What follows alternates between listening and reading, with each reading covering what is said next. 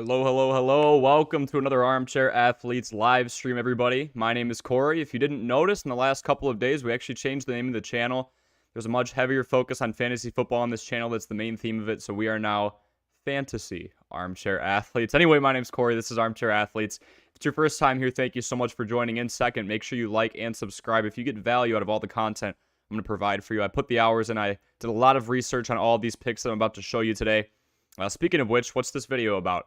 It's my Week 9 waiver wire pickups, so guys who are owned in 50% of leagues, so I think you could really benefit from picking up and putting on your team. We've got many updates to give on this channel, and we do give them. We already did a short on the TJ Hawkinson trade. He is now a Viking, staying in the NFC North, going to his rivals. Crazy stuff. We've got Chase Claypool to the Bears, Jeff Wilson to the Dolphins, Naeem Hines to the Bills, and so much more. So make sure you smash that like button, hit the subscribe button to stay updated on what all of these moves in the NFL mean in terms of your fantasy football team's value, in terms of just the fantasy impact on your situation. There's a ripple effect with all of these when you talk about the players impacted around those who were traded on each team, health, all that good stuff. So make sure you like this video. Make sure you subscribe. It'll help a ton as I do plenty of fantasy analyses, case studies, and answer all of your questions in the comment section below. Hello, Dustin. Hello, Elijah. How are you both doing? I'm about to give you guys 6 people I think you can really benefit from when it comes to picking them up off the waiver wire, owned in 50% or less of ESPN fantasy football leagues. So make sure you follow us on all of our socials for these updates as well. We've got Facebook, we've got Twitter, we've got Instagram. Going to try and revitalize the TikTok pretty soon, but all those links are in the description. Also, lastly, before we get started, guys, make sure you check out the Start 2 Sit 1 YouTube Shorts series that we have going on the channel as well. Tomorrow, I'll be releasing 2 people you should start and 1 you should sit at the quarterback and running back position. And then Thursday nights, right before the game, I'll tell you 2 wide receivers and 2 tight ends that you should start, and then 1 you should sit in each category as well. So now let's just cut to the chase. Which players should you grab off of the waiver wire ahead of Week 9? It's crazy to say that. We're already in Week 9. Let's cut to the chase here. First guy, Justin Fields. This one's going to be flying off the waiver wire, so unless you have a poor record, I'm really not sure you get to this, if I'm being honest. Brian, welcome here. We're going to do a live Q&A session in a few minutes right after I go through these 6 waiver wire options. Happy to see all of you in the chat. Make sure you leave a like and subscribe. Going to give you as much value as I possibly can in terms of the in-depth research I do in the fantasy football world. Maybe I'll share a couple of my tricks with you guys. We could turn into a seminar in the comment section. Just want to help you win your matchup in Week 9. So Justin Fields is my first guy. I mean, he's as dynamic of a dual threat quarterback as you can get in the league right now. And this was no secret. I honestly just don't think that, well, the Bears were really using him. He wasn't running the ball a whole lot. But 2022 is a different season, and the Bears are realizing that they're utilizing Fields' athleticism a lot more now. I mean, he's got at least 7 rushes in all games and at least 50 rushing yards in his last 3 games, 5 total touchdowns when you combine passing and running, so all-purpose in his last 2 games. We're just seeing a steady incline in fantasy points against some respectable defenses, too. It's not like Fields has been playing some really easy defenses. Not like he's been dealing with a whole lot of garbage time that kind of came into play against the Dallas Cowboys. But he's doing this stuff against the New England Patriots, against the Dallas Cowboys, some of the best front sevens in the league, especially when you talk about Dallas with DeMarcus Lawrence, Micah Parsons. We can go on and on and on about the value of that team, right? Passing value. You know, today he goes out and he gets, well, he doesn't do it. Ryan Poles, the GM of the Bears, does it. We've got a 6'4" Chase Claypool coming over for a second rounder after the Bears seemed like they were sellers, you know, getting rid of Robert Quinn, getting rid of Roquan Smith for some picks, stacking up on picks, stacking up on market capitalization. They didn't want to deal with Roquan Smith's contract after his rookie contract expired. The extension was going to be too expensive for their side of things. Guessing that's the conversation that happened there. But fantasy-wise, I mean, I'm not here to convince you that Claypool is some top-tier receiver, but Chase Claypool is solid. And you know what the Bears are doing right now? They're getting Fields those down-the-field targets. A lot of people have been complaining when they watch the Bears offense, especially fantasy owners and pessimistic Bears fans as well. Just saying, look, they don't throw the ball down the field at all. It's all checkdowns. It's crossing routes within 10 to 15 yards. The Bears are getting Fields deep ball help. So Darnell Mooney is 5'10", 5'11". He's puny, right? He can't be a wide receiver when he doesn't have that structure. We've got N'Keal Harry, who is back and healthy. He's 6'4". Equanimous St. Brown is 6'5". Now you have Chase Claypool at 6'4". Those are huge receivers. Anybody over 6'1" is considered a big ball guy. You know, somebody who can go out there and just moss somebody. Press coverage, you're not scared to throw up a 50-50 ball and think that he'll come out in favor, you know, that you have a better chance than 50% that he'll come down and rack the ball down. Bears didn't really have those guys until this year, and now they're starting to grab everybody. When you talk about team chemistry, yes, it's going to take a bit for all of that to mesh, but I really do like their odds, and I like the odds of Justin Fields. He's got another deep ball target. He's been running the ball consistently. The Bears capitalizing on his athleticism, time of possession going up. He's a greater part of the offense. They're not just putting Fields in there to get harassed by defensive linemen either. As they start to build that O-line throughout the year, you'll see his fantasy value go up even more, but Fields catches a lot of flack. He's got 10 total touchdowns, just 8 total turnovers, really turning it around with those 5 touchdowns in the last 2 contests. He's been able to get out of the pocket and use his athleticism, extend plays. Anytime you have a quarterback with legs, you're going to draw guys out of coverage. You're going to get the defense going in la-la land, and on broken plays, you want big guys like Chase Claypool, like Equanimeous St. Brown, like N'Keal Harry, who can go up and moss somebody if they need to. So that was my quarterback pick here. Let's go on to the running back, shall we? Or at least one of them. This guy's more low profile. Yes, he's a name a lot of you know, but in terms of fantasy production, you could see right now, he's not off the walls by any means. Not really going to blow you away on the stat sheet. Isaiah Pacheco is somebody we want to stash on our bench for now. Pacheco is someone who hasn't had a double-digit fantasy week since week 1, but the snap percentage is up. Okay, the snap percentage is definitely up, and that's something I want to talk about here. Do we have a changing of the guards in Kansas City? They don't run the ball a whole lot, but they do try and have somewhat of a balanced attack throughout the beginning of the game script. Then they'll start to heave it deep when the corners and the safeties start to creep up. Michael Bernardo, welcome to the chat, man. Going through some waiver wire options right now, and then we will follow up with a Q&A, and I'll go through everybody's questions in the chat. Make sure you guys stick around, hit the like button, smash the subscribe button, and I'll go through all of your questions. We'll have a conversation, and we will give you the best tools in your toolbox to excel in Week 9. So Isaiah Pacheco is who we're focusing on right now, running back for the Kansas City Chiefs. We're talking about the possibility of him maybe taking over for CEH. He's averaging, Pacheco is 4.9 yards per carry on limited carries. He eclipsed not only the 30% snap mark, which isn't too impressive. What's more impressive is he eclipsed Clyde Edwards-Helaire in total snaps last week. First time he's done it all year. We're seeing an increase in Pacheco's use and a decrease in Clyde Edwards-Helaire's. So this is just a trend. I'm not telling you to pick up Isaiah Pacheco and start him. Please don't. He hasn't had that double-digit performance since week 1. We're not seeing consistency yet, but we might be seeing a trend pretty soon. And when you talk about pass-heavy offenses that can really open up the game for the run, defenses aren't going to stack a whole lot of guys in the box. I really do like that a lot. So third one we'll go to is Nyheim Hines. I'm going to need to do some more research on this one. NFL trade deadline is here, and a lot of teams really making moves. But I do like this one. I think that this is one you have to watch, averaging 7 points. I'm not impressed with his rush usage at all. But he was behind an offensive line in Indianapolis that has not lived up to the expectation they've set over the course of the last 3 or 4 years. Hines was cycled out as a runner in Indianapolis. But what's interesting is he's still got snaps because of his role as a pass catcher. We talk about the Christian McCaffreys, the Alvin Kamaras, many others. If you can be a pass catcher, especially in standard PPR leagues, I really like you a lot. So 25 receptions for nearly 200 yards. That's super impressive for any running back. Hines, in my opinion, he doesn't have to be mutually exclusive with, Devin Singletary. Zach Moss is gone now too, so we got to keep that in mind and keep up with the revolving door that is NFL teams.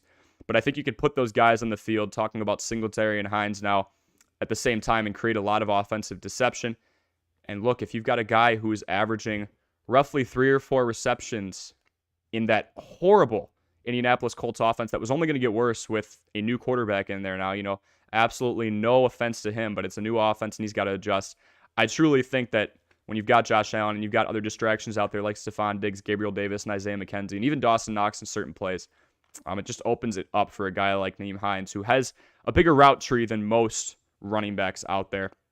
Next one, this guy was almost going to be the thumbnail, but Justin Fields has just been tearing it up, so it was kind of a toss-up between the two. I like to put the most prominent player out there.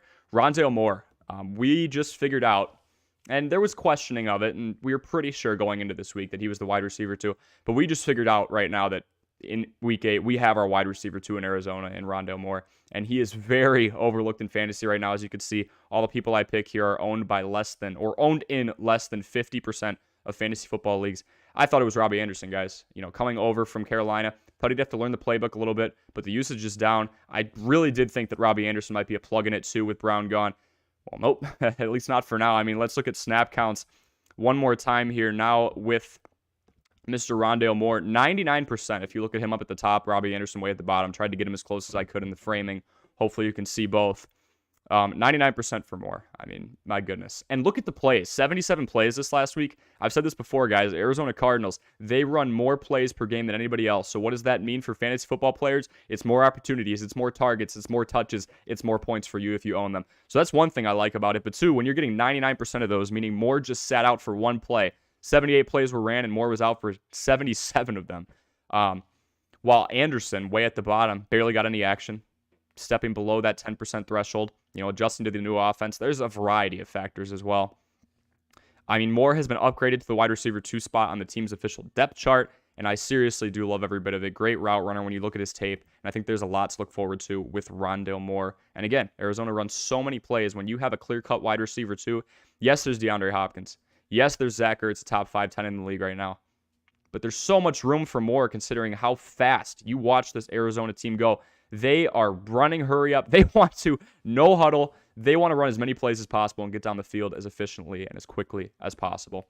And Rondale Moore, seeing an upgrade in the depth chart is something we have to be a fan of and we have to pay attention to as fantasy owners. Next guy, mentioned him before. I've mentioned this Los Angeles Chargers offense a few times because Justin Herbert does love to spread the ball around, and we love to see that as fantasy owners of guys who might not be on the radar too much. Joshua Palmer, season-high 12 targets last week against an impressive, or excuse me, not last week, but the last week he played. Season-high 12 targets against an impressive Broncos secondary in Week 6, and while most were on shorter routes, he did haul in 9 of those for 57 yards. That'll get you in the double digits. 14.7 points for those of you who are really good at math. So Palmer has been quietly putting together 3 double-digit fantasy performances so far this year as we hit the halfway point with injury. I'm not in love with this pick, so I would definitely call this a stash on the bench or maybe milk him out for value and use him in a trade later on because Keenan Allen is on his way back. But I'm emphasizing the fact that maybe you want to pick him up because we've been saying Keenan Allen is on his way back for the last month, so we really don't know. He is, again, questionable. Not sure what that means. We got to monitor how much he's been in practice. Limited in Wednesday practice, so that doesn't mean a whole lot yet. Got to see if he's in full participation, putting the pads on Thursday, Friday. So if more injuries arise, I think Palmer has definitely shown he's capable of handling the workload. We just saw 9 catches in 12 targets. We'd like to see the yards per reception go up a little bit, but he's a stash on your bench considering that it's a revolving door there in Los Angeles when you talk about the wide receiving core. So guys, if you just got here, I see a lot of questions in the comments. I love to see it. Thank you for stopping in on the stream. I'm Corey. This is Armchair Athletes. I'm here to do your fantasy football homework for you here on Tuesday. We are not procrastinating one bit. So make sure you leave a like and subscribe if you get value out of the waiver wire picks I'm giving you. We've got one more to go through, and then I will address each and every single one of your questions and equip you to get that W in Week 9. A crucial week. Playoffs are coming up in 5 to 6 weeks, depending on the playoff format and the overall size of your fantasy football league. So last guy we'll do is this tight end here, Mr. Consistent, so under the radar. I'm going to keep saying it. You all keep sleeping on him. His name's Evan Ingram. He had a huge drop issue over in New York, so I think a lot of people love to crap on him for that. Isaiah Likely is stealing a lot of the headlines right now in Baltimore with Mark Andrews down, but Ingram is just quietly doing his job as the 10th best tight end in the league right now, fantasy-wise. We've seen a pretty consistent performance fantasy-wise from Mr. Evan Ingram. We'll look at his points here on the right, highlighted in blue. Can't really ask for too much more from your tight end in this day and age. I mean, you've got 11. We did see him kind of lay an egg against Los Angeles and Philadelphia. So that's the first 4 weeks with his new team. Let's look at the context here. Weeks 5 through 8, guys, I really think that he's finding his identity as one of those main options in a wide receiving core and in a pass catcher's core that Trevor Lawrence loves to spread the ball out to. Yes, the Jags are on a skid, but you know what we love about teams that are on skids? They're going to have to throw the ball when they're down late in the game because they need to drive the ball down the field. Pass-heavy offenses for those teams that are down a ton. And you know what? For a team that's lost a few in a row and is on a pretty bad skid right now, Jacksonville has a nice passing game. It's Christian Kirk. It's Marvin Jones Jr. It's Zay Jones. It's Evan Ingram being the leading receiver in some of these at the tight end position. We love to see 4 receptions for 55 yards and a touchdown. So Evan Ingram very heavily involved in that offense. That's it, guys. So let's get to your questions immediately. Thank you all so much for coming in. So we had Dustin say, hey, brother Elijah, yo. Nice to have you guys here. If you guys have any questions at all about your fantasy football team or fantasy football in general, great. If you're tuning in and you're newer to fantasy football, I understand I get a lot of beginners here. I've been playing for about 10 years, and I think a video that I just dropped that says 5 strategies you should sit. I put a little pun on it. In fantasy football, it's a 10-minute video. I think it's super helpful. It's very important to understand what you should not do, just as you should understand what you should do in fantasy football. So some strategies to definitely avoid. So Brian, pros on my team this week: Hurts, Brown, and McCaffrey. Holy moly, what a game CMC had. CMC, I got to remember the players, but he had more rushing yards, more receiving yards, more passing yards than like certain prominent players. So really a great day overall for CMC. And I think that was in direct correlation to Jeff Wilson being shipped off to Miami. He doesn't really have a role in San Francisco anymore. Also, can we talk about that? I mean, players that were in the NFC West, Chase Edmonds, Raheem Mostert, Jeff Wilson, all just going to Miami right now, cycling in and out. So, standard league from Michael, would you trade Kamara, Diggs, and Amari Cooper for Kupp, Kelsey, and Swift? I'm assuming you're the first one. Kamara, we'll just go straight up here. Amari Cooper for, okay. So, Kamara for Swift, I think you definitely are downgrading there because Swift has not been healthy. And Jamal Williams has actually been performing. Even when DeAndre Swift came back this last week, Jamal Williams got some pretty good usage. So then we have Cooper Kupp and Stephon Diggs. Kupp with that injury doesn't look like it's anything too serious. Been staring at the report on that, as that's a huge fantasy football headline. A guy who's guaranteed 10 to 12 targets a game. And then Amari Cooper and Kelsey. So it looks like we're going after a top tight end. Kelsey's a guy with a lot of value. So I think Kamara to Swift, you're downgrading. Diggs to Kupp, we can almost call it a wash. And then Cooper to Kelsey. You know, Cooper's a pretty main target in that run heavy, or at least has a reputation of being a run-heavy offense over in Cleveland, Michael. I think it's pretty close. Obviously, you are giving up a decent amount in Kamara, but I think Cooper Kupp's the best fantasy option out there right now. Diggs is not far behind, so I did call it a wash, but I'd give a slight edge to Kupp. And then you talk about Travis Kelsey, the value at tight end right now. I'm not sure what your tight end position is right now, Michael. I'm not sure who's sitting in that spot. You know, maybe it's an Evan Ingram, or maybe it's somebody who's just not too consistent. Maybe it's a Dallas Goedert, somebody who's been well, but is not getting the numbers that Travis Kelsey, the by far number one option on the Kansas City Chiefs, is getting. I'd say you go for it if you really do have a need at that tight end position. Captain Joking, hi. Nice to meet you, man. Thanks for stopping in the stream. All right, Max Rin. How's it going, Max? I picked up Tyler Allgeier just because over the past 2 weeks he has upped his production. Should I keep him or drop him? Max, we've got to watch the status of Cordero Patterson. This is a very run-heavy offense in Atlanta. They are relying so much on keeping the ball on the ground and taking the ball out of Marcus Mariota's hands. They are actually, if I look it up, I looked it up last week, they were the second highest running team in terms of like overall run-pass percentage or ratio or whatever you want to phrase it as. Chicago runs the ball more than anybody else, and it's Atlanta. So they really do rely on keeping the ball on the ground. So I think from that standpoint, Tyler Allgeier is a guy you want to keep on there. Unless there's a more enticing guy on the waiver wire. If he's a flex position, I really like Rondale Moore over him because it's more of a longevity thing. Cordero Patterson will eventually be back, but he was on the IR, so I'm going to look at that real quick.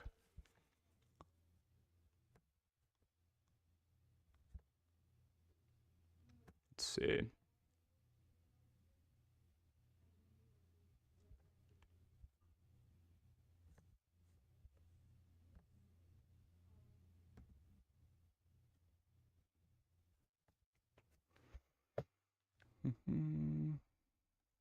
Yeah, if you're just stopping in, thank you and welcome to the stream.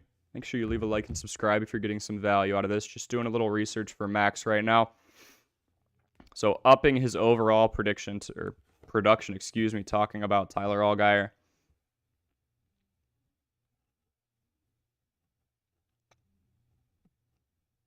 If I'm not mistaken, I've been monitoring the Falcons pretty closely. Yeah, Cordero Patterson's still on the IR. Yeah, I would keep Allgeier. If it's not broke, don't fix it, Max. I'll show you something here if I could pull it up.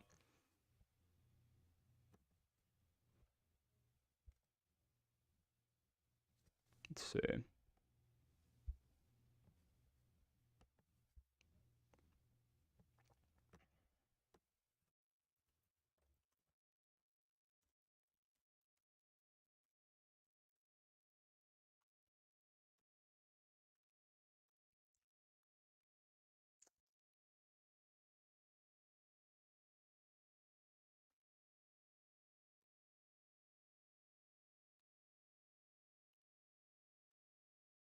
Yeah, right as I said, we'll pull it up right here for you, Max.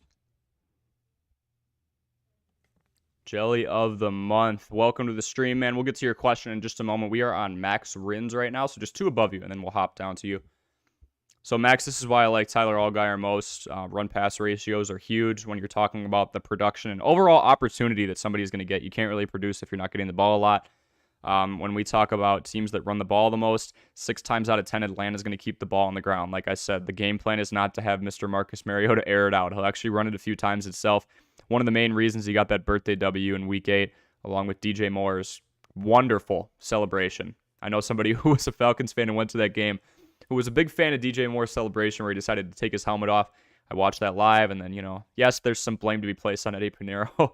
Not to get off topic, but that was a pretty hilarious game considering he blew the game. I mean, extra point gets made. They win as the Panthers were actually able to hold the Atlanta defense to not being able to put a field goal out, although the whole game just changes when it's tied and, you can go to overtime and extend the game.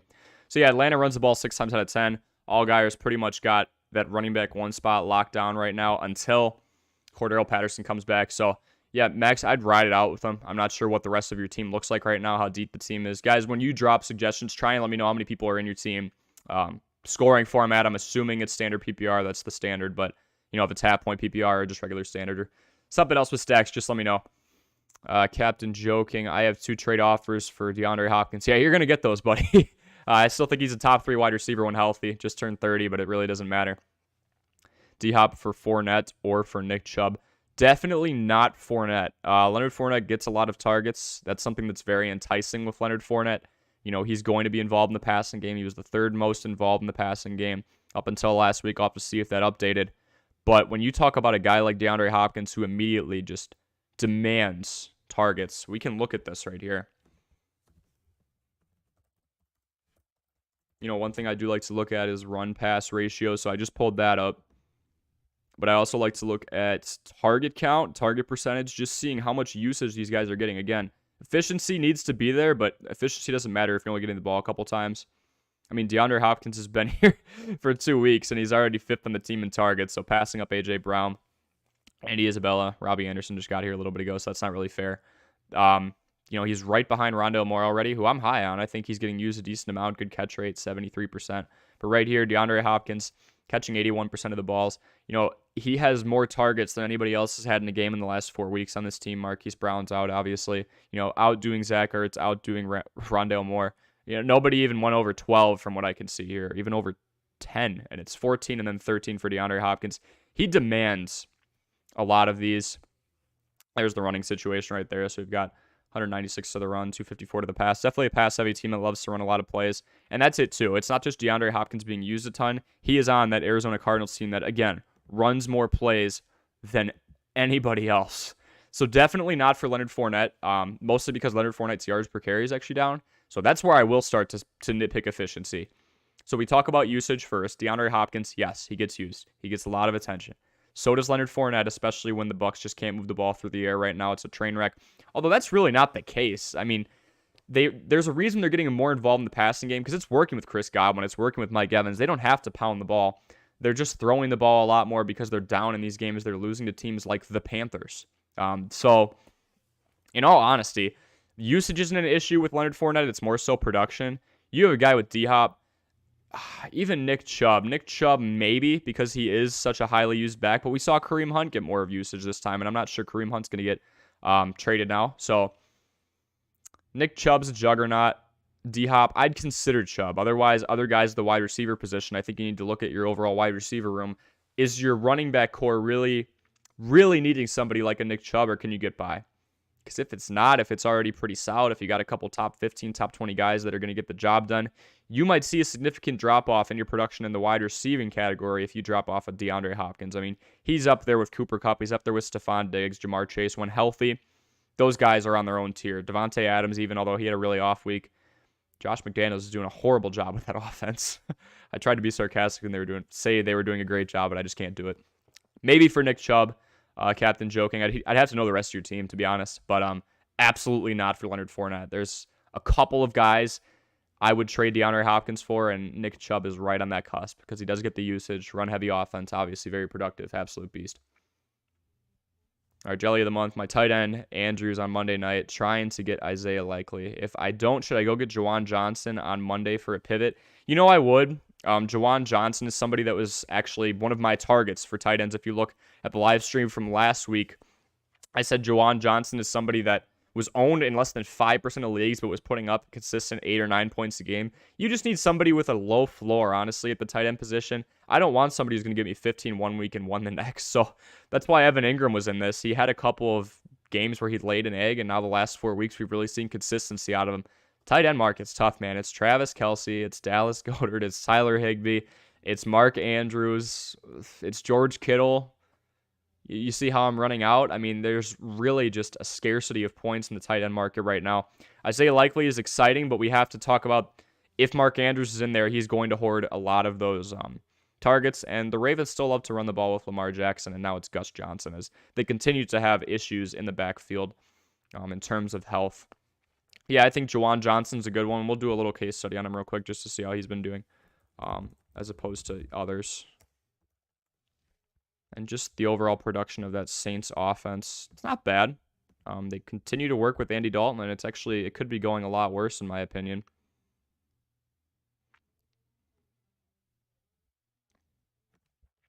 So again, just looking for consistency. Johnson actually coming off of a down week, but before that, we've got 4 targets. 2 not in love with it. He's not too involved. The Saints did heavily rely on Alvin Kamara, especially, just run and pass game. When you have a two-way back like that, it's the CMC situation. Everybody's going to have to give up a little piece of their usage for a guy like that when he's healthy and producing. So, excuse me, I was looking at catches, but 6.54, still getting the targets. 5 and 7 earlier on in the year. He's somebody you may want to go for. Baltimore gives up a lot of yards through the air in general. That's something I also look at. So we have a guy in Juwan Johnson who's pretty consistent, had the two touchdown game, but even before that, 10 points here, 7 points here, 11 points here, 9 points here. More goods than bads from Juwan Johnson. But if you look at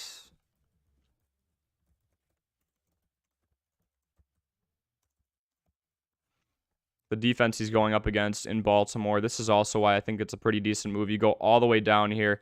5th worst in the league, giving up nearly 270 yards through the air. If Juwan Johnson could just get a couple of catches, 4 catches for 40 yards, we're not mad at that, and I think that's definitely doable against Baltimore. So yeah, I like Juwan Johnson as a pivot if the health situation does change. That's the beauty of it. You have the Ravens playing against the Saints, so you can kind of wait around and see the health of Mark Andrews. It's not like you have one guy going at 3:15 or noon on Sunday and the other one at Monday, where you've got to make that decision early Sunday before you even know the status of the guy on Monday. You can really analyze this, but yeah, if they don't go, I don't think you have to play a tight end until Monday just because of availability. If Evan Ingram's there, maybe consider it, on your waiver wire, but I think Juwan Johnson's a safe pick. And really, if you can get Likely, sure, and Andrews is out. If Andrews is healthy, start Andrews. If you can't get Likely and Andrews is hurt, I think Juwan Johnson's a good pickup just in case. Yeah, no problem, Jelly of the month. So Brian, of course, after Dulcich has a decent game, he has a bye. Yeah, Dulcich, I was talking about this last week. I literally went on here and said, who the heck is this guy for my Start 2 Sit 1 series, which we do every week, guys. So look out for that. We do some shorts, some YouTube shorts on this channel where we tell you 2 guys you should start and 1 you should sit at that position for the week. So tomorrow, 2 quarterbacks you should start and 1 you should sit. We also do running backs on Wednesdays, and then Thursdays, it is tight ends and wide receivers. I was talking about Dulcich. I thought the first 2 was cool. First 2 games, he goes in the double digits. And then I'm like, well, it's not a big sample size, but anywhere I can get volume at the tight end position, I'll take it. Ends up doing well against the Jaguars in London. They get the W as well. Broncos country, let's ride. So was actually thinking today between Hurst and Ingram. I'll take your word for it and grab Ingram. Yeah, Ingram's been doing well. I don't hate Hayden Hurst either, though. I'm not going to knock him because you do have Jamar Chase out. And actually, Brian, if you look at the situation in Cincinnati, pull this up real quick. I mean, let's see. Yeah, Brian, it's Jamar Chase, right? He was the clear number 1. It's T. Higgins. It's actually Hayden Hurst tied with Tyler Boyd. 7 targets here, 8 targets there, a couple down weeks in between alternating, but Boyd was kind of the same way with his 4 and 5. Sandwich of 15 targets in the middle there. Hayden Hurst is in there for a lot of snaps. He has the same amount of targets as Tyler Boyd, but he has 70 less snaps. Better catch rate, 2 touchdowns. I don't hate Hayden Hurst. He's kind of the second option right now. It's T. Higgins, and then it's Hurst. Didn't get too many targets in the last game, but it was rough in general against that Cleveland Browns defense. I mean, Cleveland and primetime, those are just 2 kryptonites right now for that Cincinnati Bengals team. So, I think they come back, and I think they bounce back and do well against a pretty weak Panthers defense for the most part. So I don't hate Hayden Hurst either. He's got good usage, and then if we want to just go side by side with Evan Ingram, you're going to see kind of the same thing. I've been comparing the Jaguars wide receiving core and the Cincinnati Bengals wide receiving core pretty close because you have three staples. You have Christian Kirk, Zay Jones, and Marvin Jones. And then over in Cincinnati, when you're talking about a healthy wide receiving core, it usually goes Chase, Higgins, Boyd. And then you have Evan Ingram, and you've got Hayden Hurst as well. Yeah, Ingram's in there. Actually, for more snaps than the wide receiver 3 and Marvin Jones. He's right up there with Zay Jones as well. Catch rates up in the 70s. We like to see that. I really like either. I think it comes down to a matchup standpoint. I really do like Hayden Hurst against the Panthers. I like a lot of receivers and pass catchers in general against the Panthers. So, but yeah, I know with Dulcich being on the bye, that sucks. I think you caught lightning in a bottle there. We've got a guy with a lot of potential for sure. Lots of upside. Anytime somebody starts their first 3 games and they're in the double digits in fantasy, I mean, the Broncos have one of the worst, if not the worst, offense in the league right now. So they're just going to be starving for production, and Dulcich is giving it to him. So he should continue to get looks. Yeah, Jaguars against the Raiders. So the Raiders secondary is horrible as well right now. It's one of the many reasons they can't win a game. So I'm really cool with Ingram or Hurst. They both have optimal matchups. I don't think you can go wrong with either. All right, Elijah, I want to trade 2 to 3 of these players to get an upgrade at running back or wide receiver. I got Kittle and Goddard, Mostert and Aaron Jones, Godwin and Evans. I don't have to trade all of them, but I'm looking to trade 2 to 3. So, yeah, we want to get guys with higher usage, but maybe we don't think are going to be too consistent throughout the rest of, the season. So, Kittle, I think, is going to be a staple on there, even though CMC is a juggernaut. Kittle's going to be a top 5 tight end until he's done in the league. I think that's just how they use him. He's got that rapport with Jimmy G. Dallas Goedert, more of the same. Raheem Mostert, I'm not sure what you're going to get for him because now Jeff Wilson's there. So it's a party among all San Francisco 49ers former running backs. It's just how it is over there. And then Godwin and Evans, you can give one of those away if you want. They've both been getting their targets. Evans, I've been talking about how he's Mr. Consistent. He's always good to trade for. Godwin has actually been beating him in targets the last couple of games, so we'll go there next. I mean, Godwin's been hurt a little more. It's really close, though, if you actually look between them. Getting more down the field looks. So actually, 2 of the last 3, it's pretty much a clear tie. So he crushes Evans 3 weeks ago. Last week, it's 15-13, and that's 11-11. So pretty close between the two, but you could see way less snaps. Chris Godwin down 106 snaps. Yet he has just 4 less targets than Mike Evans. So I really do think he's the option there, even though he has a bit of a lower catch rate. No touchdowns, but that doesn't really concern me. I'm more concerned with usage, and we're seeing a lot more of it with Godwin. You're talking about 1 for every 6 here, and then 1 for every 7-ish here, target to snap ratio. So Godwin, you'll get more usage. Maybe, Mike Evans has never really given anybody a reason to doubt. Reason to doubt him at all. So I would say we go Mike Evans and maybe Raheem Mostert. You want an upgrade at running back or wide receiver. Mike Evans and Raheem Mostert, and we go out and get a top guy. Not sure you'll get Jay Jetta for that because Raheem Mostert is now going to be part of a 1-2 backfield unless explained otherwise or unless we see something else. Debo's production is going to go down a little bit with CMC there. I still think he gets his usage, the all-purpose wide back as they call him. I would like a DeAndre Hopkins upgrade there at wide receiver, but he just had a pretty low week last week. So actually, if you believe in DeAndre Hopkins, he's kind of their only offense right now. Look, maybe you go after D-Hop. So you do a Mike Evans and a Raheem Mostert. They understand Mostert's situation. You go after, not D-Hop, excuse me, Devontae Adams over in Las Vegas. He's got a low value right now. He just had his worst week of the year by far. So maybe that fantasy owner's a little angry right now. He's like, yeah, you could take Devontae. I want Mr. Consistent and Mike Evans. I want a guy who's had 1,000 receiving yards in the last 8 seasons. And then I want Raheem Mostert, who should still have some type of role in that backfield. He can be a pass catcher here and there. Maybe an Evans and Mostert, and you go out and get a Devontae Adams. Or you go out and you maybe try and get a DeAndre Hopkins. That would be mine. I wouldn't really get rid of Chris Godwin because we just saw the usage situation between him and Evans. I like him a lot. Aaron Jones is he's starting to run away with that backfield in Green Bay. He is a lot more productive, and I expect the snap percentage between him and A.J. Dillon to follow. He's just more of that two-way back. We saw Dillon get involved in the passing game. He's still going to be your bruiser, but I think Jones is looking more like a 2 to 3 down back now. And then if it's 3rd and 1, we'll make the exception. We'll put Dillon in. Or you put them both in. If you want to deal a tight end, maybe Goddard, maybe. Otherwise, I would stick with Kittle, to be honest. I think that's the better of the two, even though Goddard's been pretty consistent this year. Maybe you go Goddard and Mostert for Adams. I don't think you'll get it, but maybe, just maybe, if you're going to go after Devontae Adams, you go this week because he had such a horrible week on that poorly coached offense by Josh McDaniels, which I think is going to well, he's the head coach, but I think that's going to turn into a midseason firing pretty quickly. So yeah, go after, if you want an upgrade at wide receiver, go after a guy who just had not the best week in Devontae Adams. Maybe you can sneak some value out of him. Otherwise, if you just want to be upfront with it, go for the home run hitter and get a DeAndre Hopkins. Jay Jetta, a lot of people are going to make off limits, Cooper Kupp, but people are still looking at DeAndre Hopkins going, oh, he just got suspended. Maybe something else happens and he leaves. Think he'll be fine. Top 5 wide receiver, top 3 even when he's healthy. Just turned 30. Still got some years left in him. So yeah, I'd go like Mostert and Evans, maybe Goddard, but I would say Kittle, Godwin, those guys should be off limits as long as they're healthy. And then, upgrade a running back. We could go CMC, I don't think you're going to get your hands on. I wouldn't go after Taylor because the run blocking, I've been looking into it. It's not too good. So I still think Taylor has a decent season, but I don't think he's going to be anything special. Maybe you go after like a Kenneth Walker III. I think he has a lot of upside. And it's his backfield with Rashad Penny gone. Hope that helped. Elijah. No problem, Jelly of the Month. Hi, would you do JJ for CMC?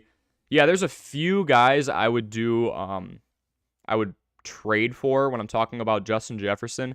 CMC is one, but you need to understand he has to be healthy. Like, he has to be healthy. If you look at the last few seasons, hasn't been healthy, hasn't been as productive. Everything looks like it's aligning right now, but I swear to goodness, those running backs in San Francisco get hurt so often. It's Elijah Mitchell this year. It was Raheem Mostert in the past. If CMC were to go down, you have to understand that's a risk you took. So I think you need to ask yourself, do I think CMC is going to stay healthy? I'm not sure I can answer that one for you, but a healthy CMC, I'd do it for. It's very attractive after this game with the high value. Maybe you stare at the matchup 1 or 2 more weeks. I don't think Justin Jefferson or CMC are going to go anywhere in terms of who's on your team and who's on their team. Don't think anyone's going to be wheeling and dealing unless your opponent is like 1-6 or 1-7, and it is go time right now. So yeah. Eric Kruger, thoughts on the Rockford Ice Hogs this season? I think they're like 3-3 right now, man. They look pretty good. I think the Blackhawks, the big league players there in hockey, look pretty good. So yeah, Eric's a huge Ice Hogs fan, I'm guessing. He's got the pig, he's got the hog right in his profile picture. So Eric, yeah, I think they win the whole thing. Why not? Why not? Let me know if I can help you with your team at all, Eric. So Russell Wilson is so cringe. Guess those exercises on the plane helped. Yeah, Brian, he's cringe, but I guess they're 1-0 since he did the high knees on the airplane. So I guess we'll talk about that in that way and just say it helped him. Justin Tucker was clowning him, saying we should be doing high knees with Lamar in the aisle. What was it? Fly. Ravens flock, let's fly or something. Yeah, so that's a good one, Brian. He's cringe, but I guess they won. Severely underperforming relative to expectations. They're in Denver right now. Not something I'm a huge fan of if we're just talking about offense. Cortland Sutton, somebody you could probably get for a wide receiver too right now. So those of you who are trying to go out and trade, his value is super low. Jerry Jeudy's been getting a lot more production over the course of the last few weeks. And now you've got Greg Dulcich in there as well. And look, the ball can only go to so many people when you talk about a sorry offense like Denver's. Would you start Amon-Ra St. Brown over Chris Olave this week? Amon-Ra St. Brown against the Packers, so you're probably going to see him lined up against the Jair Alexander. Or Eric Stokes has been struggling, so we'll have to see there.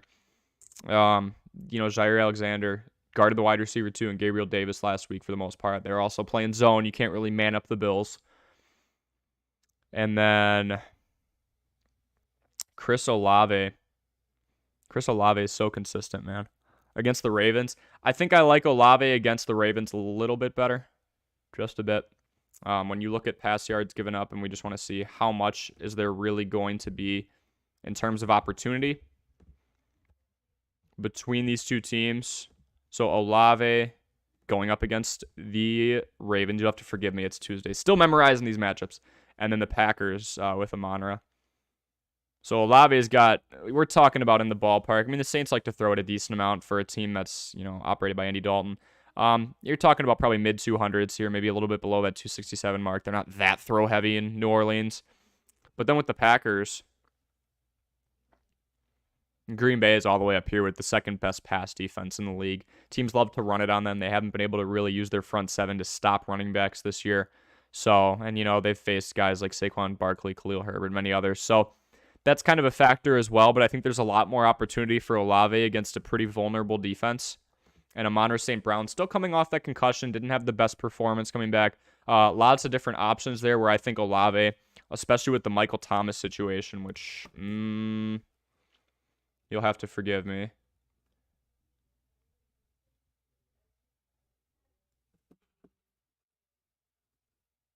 Just looking at the depth chart for the Saints right now. Yeah, Thomas is questionable, but Olave's just been hoarding in those targets, and I think he's earned a good 6, 7, 8 targets a game. So I really do think that that'll help a ton. If you can just go with Olave against a vulnerable defense. I know you have to sweat it out. It's Monday night, but Olave's been healthy except for the one hit to the head. The production's been there. If we look at Olave, we'll keep it simple here with Olave and just look at the overall usage. I mean, he's my front runner for Rookie of the Year, if I'm being honest, with Breece Hall being out now. I don't think Drake London or Garrett Wilson are really putting up these numbers. 63 targets. Catch percentage could be a little higher, but he's getting the looks projected to get over 130. That's pretty cool. 7 targets, 14 targets, 6, 7, 13. Against vulnerable defenses, he's going to do well. They didn't really attack the Las Vegas Raiders because that game was kind of over before it started. Arizona's decently respectable. Seattle's attackable. Minnesota's attackable. And he's doing his job, even without... What I love about Olave is even if he doesn't get a touchdown, let's just look at the last few weeks. We can see all. 7 points. 13 points. 24 points. 17, 10. So in all but 1 week, he's had at least gotten into the double digits for fantasy. And one of those times, he didn't have a touchdown. He didn't get it. So he's been pretty consistent, touchdown or not. So I like Olave a lot, especially against that vulnerable defense legacy.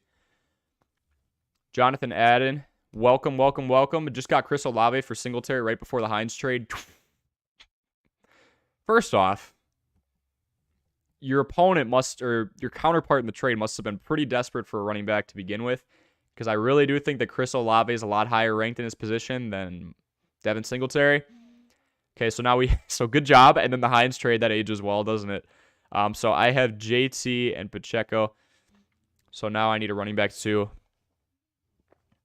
I have Mike Evans, Christian Kirk, Brandon Ayuk, Chris Olave. Which running back should I target? I got Hines on the waiver wire. Yeah, if you can get Hines, I think he'll be all right. You talk about a pass catching back. Only rushed the ball 18 times this year for 2 yards a carry. He's kind of been phased out as a guy to the backfield. He's going to go out catching the flat. He'll go on a Texas route, attack your linebackers. The route tree is very impressive. So if you can get Nyheim Hines, there's your answer. Otherwise, guys you could target. If you're really in a deeper league, you could go after a David Montgomery. I don't think that trade, it didn't materialize. So you've got a guy in Khalil Herbert who's taking a lot of those carries. I mean, that's a lower value. Your opponent's going to be more likely to give up David Montgomery, or honestly, go on the other side of the coin. It's a team that runs the ball the most. Keep it simple. There's still some people doubting, is Khalil Herbert going to get the usage he deserves? Look, he's averaging 2 more yards per carry, has the same amount of usage, and he has 200 more yards on the ground than David Montgomery. He's just way better. PPR or not, he's doing great on the ground. He's going to get you 9, 10, 11 points. Go after, I think Kirk and or Ayuk for a Khalil Herbert is pretty fair. So if they're in need of wide receivers, you just listed off a few for me. I say you do that. Otherwise, Hines is a good answer. Other ones, Leonard Fournette's going to be pretty high up there because he does get used in the passing game, so you probably won't be able to get him. DeAndre Swift, we can play the waiting game and hope he's healthy and gets some targets back or some touches back from Jamal Williams, but that's pretty complicated.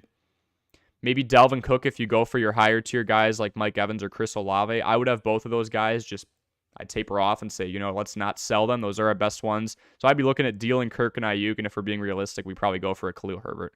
Or maybe a Dalvin Cook if he has a low week. But if you're looking to act now, maybe go for a Khalil Herbert. See if I can think of another name for you here. Dameon Pierce. I mean, he gets such high usage, but he's on a horrible offense, so maybe you can pull that. Khalil Herbert, Dameon Pierce. Jonathan Taylor, maybe. The value's down. People are very down on Jonathan Taylor. I still think he's a good high-end running back, too, by the end of the year. He's just not the number 1 overall pick we thought he would be, but he's still going to produce here and there for you. Coming off a bad week, too. Jonathan Taylor, Khalil Herbert, Dalvin Cook. I think that's the range we're looking for. You're not going to get an Austin Eckler. You're not going to get a CMC. You're not going to get an Alvin Kamara. But you'll get a good running back, too. And I think I'm kind of reaching into running back 1 territory when we talk about Dalvin Cook. So that's kind of what I would go with. Just guys who maybe they aren't sure about. The Hines thing is funny, though. So you got Chris Olave for Singletary right before the Hines trade. I mean, you won on that one. You definitely won on that one. Elijah said, thanks, man. No problem, man. If you got a value out of this, make sure you like it, subscribe. We do a couple live streams a week, and then we do some YouTube shorts as well. Just trying to interact with all of you as much as I possibly can. Thanks for the help over the weeks from Legacy.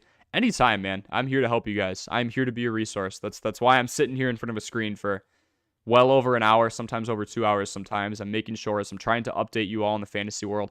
Look, I can't guarantee you a win, but I can guarantee you'll have a better chance at winning if I give you some in-depth research, if I dive into the context of these different players, if I'm looking at who's hurt on the team, is this guy going to get upgraded to a wide receiver 1? You know, if I'm looking at target usage, if I'm looking at trends, if I'm looking at context like, is this a run-heavy team, a pass-heavy team? Does this team lose a lot so they'll start to throw the ball more? Does this team win a lot so they're going to milk the clock and really use maybe your running back a little bit more? I try and use as much context as I possibly can. You know, I'm looking at next-gen stats like yards of separation, all that good stuff. Just to do everything I possibly can to help you out. Even tried out making an algorithm for fantasy football that's pretty similar to ESPN fantasy football projections as well. So I just want to help you guys out as much as possible. Anytime, Legacy. Chris, Watson versus D. Jones and Stevenson versus Walker. Rest of season. Okay. So we're talking about Deshaun. Deshaun's tough. What have we seen from him? Nothing. He hasn't been playing. Been on suspension. Been on leave. How deep is your league, Chris? Maybe we can go out and get somebody a quarterback because Daniel Jones is still in a run-heavy offense that's very reliant on Saquon Barkley. Sure, he'll get involved in the passing game. That's mostly going to be it for Daniel Jones. I mean, Kadarius Toney's gone. Shepard's out. So I think that's something we really need to focus on, Chris, is understanding, hey, maybe we go out and try and spin a deal for a low-end quarterback. Chris, depending on your record, you should try and grab Justin Fields off of waivers. He's playing some really easy defenses coming up. He's playing the Miami Dolphins, who allow a ton of yards through the air. He is playing against the Atlanta Falcons. You know, he's got some very optimal matchups through the air. And let's also talk about the fact he runs the ball over 9 times a game, and he'll run for a touchdown as well as 5 touchdowns the last 2 weeks. Maybe we go and grab somebody off waivers. 12-man, have Fields, but week 15 and 16 is bad matchups. I agree. So you're just looking for somebody to lean on in general for a backup. Okay. You have Fields. That's convenient. I would say Jones right now has the lower floor. Watson could go off and use Amari Cooper, Donovan Peoples-Jones. You know, Amari Cooper has really transitioned well into this run-heavy offense. I was worried if he would get a reduced role. It's going well for him. Njoku is going to be out for a while. That sucks. He was a really good weapon for Brissett. So I would say Jones has a lower floor by sure. A higher floor, but Watson could go off. If we see the Watson of old and he gets mobile as well, he's running it 5-6 times a game, Watson definitely has more of a boom factor to him. So maybe if you're holding somebody in your back pocket for week 15, 16, you don't plan to use them a ton, and Fields is the guy you're rolling with, you go with Watson because you're not going to be using him for a plethora of weeks as long as Fields stays healthy, knock on wood. And then Stevenson versus Kenneth Walker. They both have... Yeah. Stevenson versus Kenneth Walker. They both have decently optimal scenarios, situations, I guess is what I'm trying to say on their team. Nobody's really taking carries from him. Stevenson pretty much robbed the backfield from Damian Harris. Walker has been a juggernaut in Seattle. I think I like the offense in general a little bit more over in Seattle. With the Patriots, you have a revolving door at quarterback. It's pretty obvious you're not going to have a Bailey Zappi, or you're not going to have Mac Jones throwing the ball 40 times, so they're going to rely on Ramondre Stevenson. They're a little more predictable from a game script standpoint. That's what I'm saying. Opposing defenses are not going to be afraid to stack the box and press and man up on the wide receivers outside. In Seattle, you're not going to see a whole lot of teams selling out on the run when you have a guy named DK Metcalf and another guy named Tyler Lockett lining out wide. I think a lot of defenses are going to play Seattle more honest, so I think Kenneth Walker over Ramondre Stevenson, Watson for that 2-week fill-in period over Daniel Jones, Chris. Legacy, sorry for so many questions, but I'm trying to get Kelsey. I got Andrews. Don't be sorry, man. I'm here to answer questions. That's all I'm doing. It's a Q&A session right now, so do not be sorry. Here to answer all your questions, have some videos and shorts as well, explaining different trade scenarios or different trades that have happened. We've got the Hawkinson one up right now. We'll have some other ones up tomorrow as well. We will definitely be doing the Chase Claypool to the Bears, and then we'll talk about Jeff Wilson and the situation over there with Raheem Mostert in Miami. So don't be sorry. I am literally here to answer your guys' questions. So I'm trying to get Kelsey. I got Andrews. Oh, gosh. Oh, I thought you were trying to keep both. Who would I pair with Andrews for him? Legacy, let's go back and look at that team. Oh, wait. Yeah, Legacy, you got to tell me your team so I can kind of figure out who we're working with here. We'll get back to that. Brian, surprised Mostert had a bad game this week. With CMC out, I guess I'll roll with Mostert and either Herbert or Jamal Williams. So, yeah, I'm surprised too, man. He was going up against a pretty vulnerable defense. I had Mostert doing well. Mostert did fine out of the backfield, averaged over 4.5 yards a carry. He just didn't get involved in the passing game. That's all it was, Brian. If he had a couple more catches, a couple more catches for 20 yards, we're talking a double-digit game. I just honestly think they didn't get him involved in the passing game as much. Tua was all about using Tyreek Hill and Jalen Waddle and Mike Gesicki, and why wouldn't you? So that was really it. Mostert's going to have to compete with Jeff Wilson, Brian. Khalil Herbert is technically competing with David Montgomery, but I think he's already won when you line them up against each other. I think Matt Eberflus is kind of running an open tryout right now. I thought David Montgomery was going to get traded. I really did. Rookie contract's about to expire. So I thought he was just going to roll with Khalil Herbert. They're rolling with the two-headed backfield, the team that runs the ball more than anybody else. I like Khalil Herbert against the Dolphins a lot more than Raheem Mostert. But at the same time, if Raheem Mostert, the trade was done early, so Jeff Wilson will probably get a decent chunk. Raheem Mostert, if he gets the usage, will torch the Bears defense. Who do they have left? Robert Quinn, no pressure on the line, gone. Roquan Smith, gone. I mean, you've got a pretty good secondary when you talk about Kendall Vildor, who's starting to develop. Jalen Johnson, second year doing well. Eddie Jackson out of Alabama, he's got 4 interceptions, league leading so far. That doesn't really impact the running back. Jamal Williams could be enticing, but he's going up against the Packers team that can't really stop the run, actually. So, Mostert is probably going to have a shared role. Williams probably going to have a shared role with DeAndre Swift. Herbert technically has a shared role, but I really do think he's taking that role away from David Montgomery. Let's look at yards per carry allowed by team just to try and break the ice here.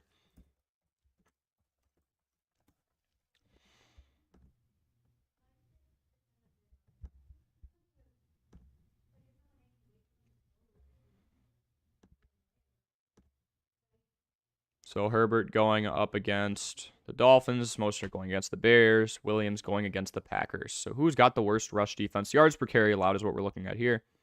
Bears allowing 5.0. Packers allowing 4.9. Well, that's pretty freaking close. Miami allowing just 4.2. So I think we have to find a happy medium here. Jamal Williams has still been pretty productive. I'm just really not a fan of Raheem Mostert in case they start to use Jeff Wilson more. I don't know if teams are just using running backs by committees or if they're holding open tryouts.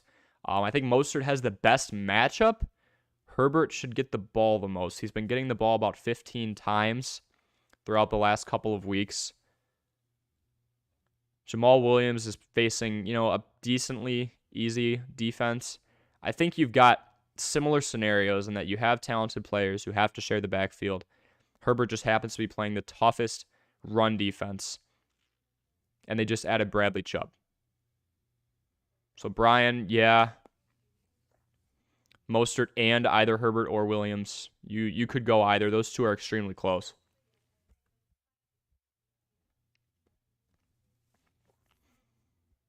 I might lean Williams because he's going up against an easier defense on the ground.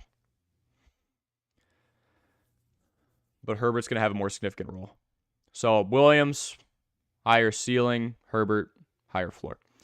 Jonathan Adden, what I mean by that is higher floor. If you're playing more conservative and you want somebody who you know is going to get you a few points, I think Herbert will do it for you. Jamal Williams could boom, he could bust. So maybe he'll do amazing, but you have to understand he also, with that split backfield, and that kind of speaks for all of them. He's going up against a Packers team. Doesn't allow a whole lot through the air, so they're going to run the ball a lot. Could boom, but also if DeAndre Swift just steals his carries, maybe he'll bust. Jonathan Adden, Mike Evans, and Pickens for Lenny, full PPR. Ooh, okay, let's just look at Leonard Fournette. I understand the appeal. I think that's too much. I really do.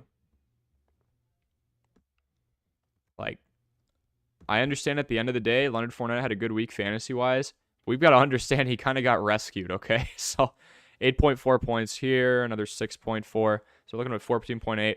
I mean, he really did get rescued by it. You're not happy with 8.8 points if he doesn't get that touchdown. Regular season, he's only got, so he has 5 total touchdowns so far. He's been catching some through the air as well. The receptions are very appealing. I understand that. Mike Evans and George Pickens. Do you have somebody, Jonathan, do you have somebody lower than George Pickens maybe? Because he's kind of on the rise right now. Keep in mind Chase Claypool's gone. It's going to be him and Deontay Johnson, and Freiermuth actually up there pretty well too. I don't hate it. I think you should give up a little less or ask for a little more. Maybe do a 2 for 2. Get Lenny and a good wide receiver. You're giving up a lot on your wide receiving core there, and Mike Evans and George Pickens.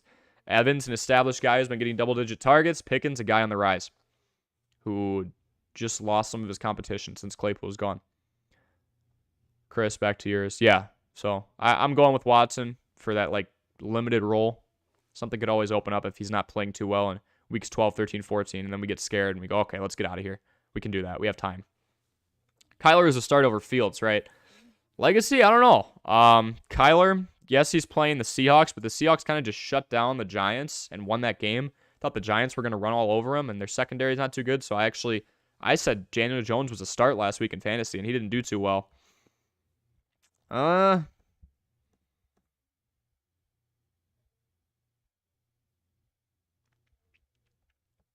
Let's look.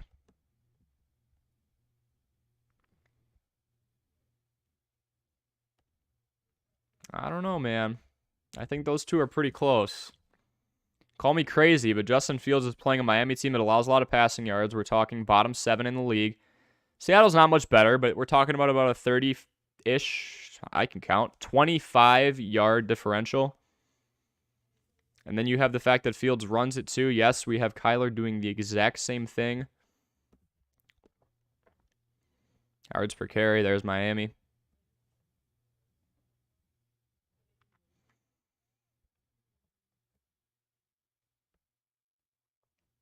There's Seattle giving up a little more. Let me look at Kyler here. Kyler's been more consistent, so I want to lean Kyler. I really do.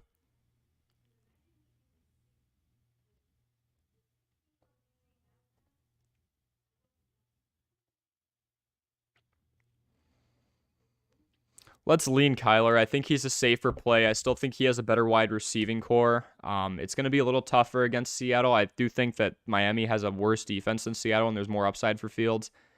But Miami did just go out and get Bradley Chubb. So I like Kyler by a little bit, Legacy, but not as much as you would think.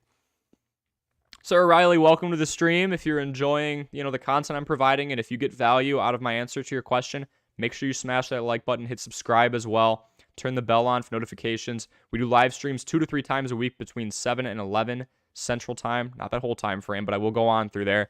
And I do shorts, YouTube shorts, pretty much every single day, updating on the fantasy world. I answer all of your comments that are not in live streams as well. So if you comment on a random video, I'll find it. I'll answer you. I'll do my research. I'll crunch some numbers for you, and we'll go from there.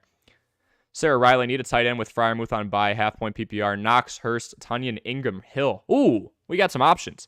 Knox doesn't have the highest usage, so we'll go to him first, Sarah.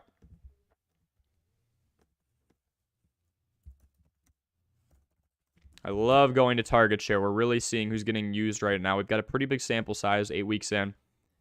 Yeah, Dawson Knox is pretty low there. He's the 4th option, and below that, it's guys who don't play on a regular basis. Talking about Jamison Crowder, Jay Kumaro, just guys who don't get snaps. Dawson Knox, not really impressed that he's over any of these guys who have a third, if not less, of the snaps. Way more snaps than Isaiah McKenzie, and he's just not involved. 0 targets, 3 targets, 3 targets. Had 9 fantasy points last week. I'm not fooled by it. He had a touchdown, just 2 catches. So no to Dawson Knox. Hayden Hurst, we're talking about a wide receiving core in Cincinnati that James Chase. Where did I get that from? Jamar Chase is now out of, so it's pretty much Higgins, Boyd, and Hurst. I don't hate that at all. Robert Tunyon's consistent. The Packers looking for an answer in that wide receiving core. Don't hate it. Evan Ingram just went on a rant about how he's super consistent. Taysom Hill is a cheat by running. You can go right with anybody but Dawson Knox, Sarah. You really can. You're just looking for a fill-in. Then we want to go with matchups. So we have...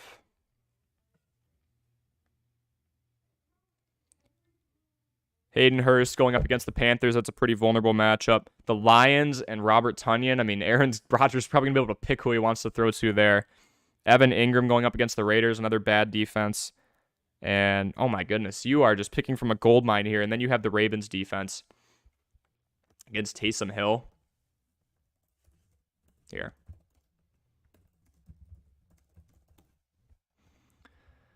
Let's do this.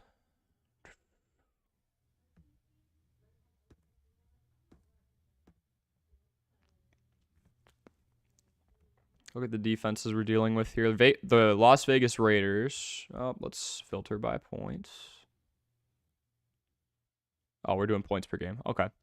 Las Vegas Raiders allow the third most points per game to tight ends. How many touchdowns have they given up? They've given up 6 to tight ends. So we could definitely see some involvement there by Taysom Hill. Taysom Hill is already pretty heavily involved. Lions not short behind. 5 touchdowns, 9.1. Targets perspective, I mean, we were up there. We got 36 catches, too.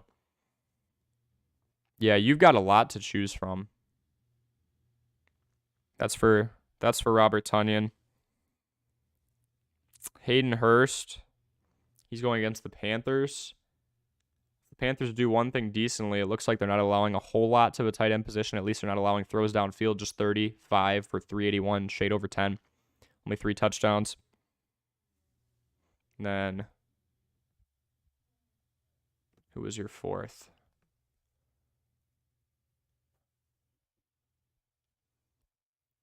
Ingram. Oh, Ingram going against Dallas.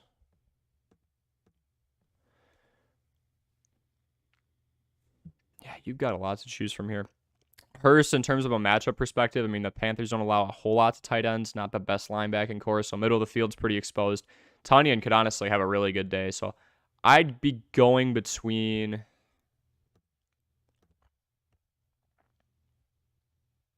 Baltimore doesn't give up, it's 6.5 a game to tight ends. I'd be going between Tonyan and Hill. I think Tonyan could have a really good day through the air. With Hill, you never really know what you're going to get. Kamara's back being fully used. I'm leaning Tonyan, but I'd go Tonyan or Hill. Hurst shortly behind, but honestly cool with any. Evan Ingram, I know he was if you've been listening the whole time, you're like, Corey, you hypocrite. You said pick up Evan Ingram. I didn't say start him. I think he's a good one to hold on to for a while. He's pretty consistent. So yeah, Evan Ingram. I mean, he's up there too. I'd go Ingram, Tonyan, or Hill. Actually, I'm sorry. That's 3 out of the 5. But you're just filling in for 1 week. Khalid Barghati, flex Mostert, or Godwin, full PPR. Yeah, Godwin's going to get more targets, Khalid. This one's pretty cut and dry. Godwin's got... What do we have? We have a million tabs open. That's what we have. But one of them is the one we need. Looking at targets here, Khalid. In the parentheses here, here's Godwin's usage. I mean, he's getting the throw in the ball 12, 13, 11. You're talking about a Buccaneers team that's been losing a lot of football games. They're playing the Rams, who really aren't good either. So we have a battle between 2 subpar offenses. So I think that Godwin's going to get more usage. And Raheem Mostert didn't have the best week last week, and now he has to compete with Jeff Wilson for carries. Full PPR. Yeah. Jeff Wilson could go out and steal some of those catches too. Fact of the matter is Godwin should still be getting that steady usage. Yes, there's Jalen Ramsey. I'm not sure if he's going to guard Mike Evans or Chris Godwin. I can't imagine they go man. Maybe the Rams go man. I mean, defense hasn't really been the issue. It's been offense. But I think that it is, whether they go man-to-man or not, I think Godwin's the smarter player. He's going to get more looks. Lower risk play.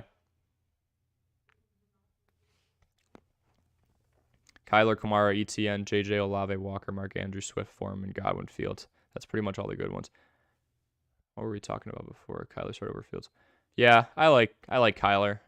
Like we said before, he runs too, just like Fields. Been performing at a bit of a higher rate, and he's playing an inferior defense to say the least. He's more established, and the big thing with Kyler is he has a better wide receiving core. Chase Claypool or not. Look, I think Claypool, Mooney, and N'Keal Harry are a good 1-2-3 punch. I don't think it's as good as DeAndre Hopkins, Rondale Moore, and Zach Ertz. So I'm going kind of looking at the context of the weapons that Kyler has at his disposal. I think he'll have a better game. Jonathan Adden. I just sent Pat Mahomes and Brandon Ayuk for Elvin Kamara and DJ Moore. DJ Moore, man, I was crapping on him 3 weeks ago, as most of you were. He is all that's left on a Panthers team that loses a ton of games and loves to pass the ball. That heave to him from P.J. Walker helped a lot, although he did do his celebration. But his celebration doesn't matter. He got 20-something points. So Pat Mahomes and Ayuk for Kamara and DJ Moore. I mean, we can line up Ayuk and Moore. I think Moore is by far better, and Mahomes and Kamara are some of the best at their positions. As long as you're good at quarterback, Jonathan, I think that's completely fine. Moore is all that's left in the Panthers. They're going to have to throw the ball out, like I just said, because they're going to be losing a lot of games, so that's perfect. And Kamara just does everything. So Ayuk's in an offense where he's got to compete for targets and touches in general with Deebo Samuel, with Christian McCaffrey, and that's about it. But that's and George Kittle. I think that's good. I think you upgrade a little bit. Khalid, any defenses you recommend this week? Yeah, I was looking at defenses. Nothing jumped out to me when I was going to recommend, because I usually recommend a defense for a waiver wire pickup. We can run through it. I really just look at defenses at this point because there's not a whole lot of good options, I think, that are playing against bad offenses. You know, Dolphins against the Bears is appealing to a lot of people, but the Bears just put up 29 points, scored 4 touchdowns on a Dallas Cowboys team that only allowed 8 touchdowns coming into the week. Not a big fan of that. Buccaneers could do something against the Rams offense that's been stalling a lot. Yeah, not in love with a ton of these, if I'm being honest, to pick up. All the good ones are taken. I think the Bengals have a really good matchup with Carolina. 37% rostered. Maybe you can go get the Bengals. Carolina has not been doing too good. I think the Bengals secondary would be able to shut that down pretty quickly. It's just stop DJ Moore. And Deontay Foreman is doing well as well. That was a really good waiver wire pickup 3 weeks ago if you listen to me. You're probably not going to get him. But yeah, Patriots 75%. Chiefs against the Titans, maybe, if they can just stop Derrick Henry. There's not much of a passing game there. Malik threw the ball 10 times last game, and I think they're rolling with him. So the game plan is more clear than ever. So maybe the Chiefs, they're pretty low-key, 6% owned. Washington's offense is not that good with Taylor Heineke. He might win the game, but he's not going to put up 40 points. Watch that age horribly. They're owned at 9%. So, Khalid, I think we're looking at the Chiefs and the Vikings. They don't really have very good defenses, but they're playing against the Tennessee one-dimensional Titans and the Washington Commanders. So I would go with those two. They'll probably be available. Colts, maybe. They're owned in half of leagues. They're going up against a New England team that doesn't know their quarterback. Babjab, welcome, man. Welcome back. What's the plan with James Conner? Constantly out. Feels weird attempting to drop him when I drafted him so high. I know, but the same people who are saying that about Jonathan Taylor should probably let him go if they need a better option, or just understand that he is a running back too. You know, Benjamin hasn't been blowing us out of the water, so I do think that once James Conner comes back, his job should be safe now. Took up a little context on Eno. You know, he is involved in the passing game, so I do like that. He's done well. I mean, he has done really well. I'd say like top 12, top 15 for sure. 6 points here. No touchdown. That really killed him. So we're just in the ballpark of 8.5. This was a great week against New Orleans, a team that allowed 42 one week and then shut out the sorry Raiders. So 15. We've got 21 points there. You know, here, not in love with the yards per carry. This is 2 times now. 2.4 yards per carry, 2.5. Do we really have to rely on touchdowns and receptions? We might. And I'm not sure we can rely on receptions all the time when DeAndre Hopkins, Rondale Moore, and Zach Ertz are running out there. So even if James Conner comes back, he's never been a huge yards per carry guy. I would try and trade James Conner if he comes back and has a good week. Otherwise, I know it feels weird, but if you can get a good value guy off the waiver wire, you got to roll with it now. The time of waiting for somebody to turn the corner is over. We are halfway through the season. Your playoffs are in 4, 5, 6 weeks. So we either I don't want to cut him. You can include him in a trade package. I don't think he can be the main piece because Connor's been out for so long.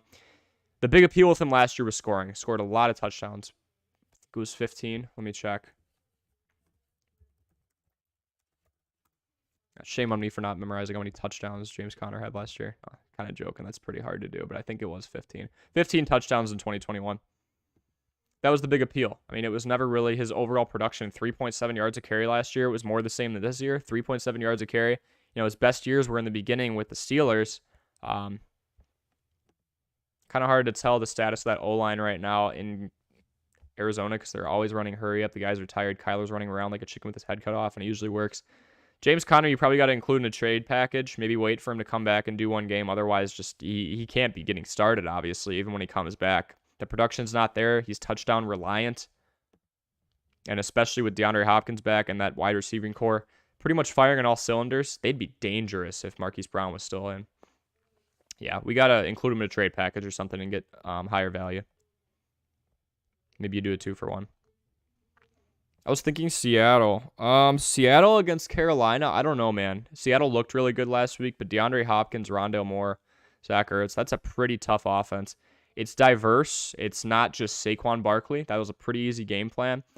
No, it's not. He's a dynamic player, but it's one-dimensional. We know who the ball's going to. Kadarius Toney's gone. Shepard's out. We knew that there were only so many things that offense could do in bootleg packages talking about the Giants. I think there's some more dimensions to this fast, loaded, if we're being honest, Arizona Cardinals offense. Blurpy, my team. Welcome. Welcome. Hope you're enjoying the stream. My team is... Oh, I've looked at your team before. I remember this. Jalen Hurts. Oh, my gosh. Wow. Jalen Hurts, Dalvin Cook, Alvin Kamara, Travis Etienne, Antonio Gibson, who, by the way, is a great pass catcher. He's working right now. Derrick Henry and Isaiah Pacheco. Michael Pittman, DeAndre Hopkins, Amon-Ra St. Brown, and Wan'Dale Robinson. Okay. Tight ends. Waller, Taysom Hill. Any trade ideas? PPR, 10-team, 4-4. The only hole I see is the tight end position. Yes, we have a loophole here with Taysom Hill getting some handoffs here and there. Waller is just non-existent right now, so that's kind of my worry there. It's mainly that tight end position. I think you have a lot to work with. 10 rushes, 61 yards. Yeah, he'll have the occasional pass. Taysom Hill will. I mean, he's really a good Swiss Army knife. Maybe you deal Taysom Hill with somebody. There's his stats there. I don't know why I flashed that for half a second. My mistake, guys. Maybe you do Taysom Hill and one of your depth pieces like a Wan'Dale, and you try and get a Dallas Goedert. Taysom Hill and Wan'Dale for Dallas Goedert, I think, is very generous, considering the upside with Wan'Dale. And Taysom Hill, we know he's a Swiss Army knife. Otherwise, I really don't think you get anything for Darren Waller. It's injuries, it's low usage, it's a bad offense under Josh McDaniels. Otherwise, maybe go... I mean, you've got Cook, Kamara, ETN, Derrick Henry. You probably don't need that many starters. I don't know the format of your league. You said just traded Terry, Lockett, and Foreman for Henry. Wow. 2 flex leagues, so I can run with Cook, Kamara, ETN, and Henry all together. I should have read that. Yeah, so maybe we do like a Wan'Dale and Hill for... You could probably get more than Goedert. Andrews' value is going to be low, but once he's back, we know what we're going to get out of him. Not sure you'll be able to shoot as high as Travis Kelce. Maybe you take Pacheco, who's really reaching into your depth chart. Pacheco and Hill, or Pacheco and Wan'Dale, and we try and get a George Kittle. Yeah, I think we're going Kittle, Goedert. We want a consistent tight end. And if it's 10-team, you might be able to grab Evan Ingram off the waivers, and then there's your tight end security blanket. Maybe we don't deal Hill. But the weakest spot, I would say, is tight end. Not by much, but you are loaded at quarterback, running back, and wide receiver. So, good question. Sangar, welcome, man. If you get some value out of this, like and subscribe. This goes for everybody joining us. We have a lot of new people joining. Thank you so much for joining the stream. I'm Corey. This is Armchair Athletes, and I am here to do your fantasy football homework pretty much. In-depth research. Looking at lots of different contextual things. Got a deep league here, Sangar. So, 16-team. Half-point PPR, traded Najee Harris in a late first, plus Allen Robinson for CeeDee Lamb in a second. Okay, so it's rollover as well. I like it. So we just want an opinion on the trade here. Najee, low production. That offense in general is god-awful, and the Steelers are losing a lot of football games. Typically, you don't run the ball a whole lot when you're down, unless you're Houston and you just love Dameon Pierce.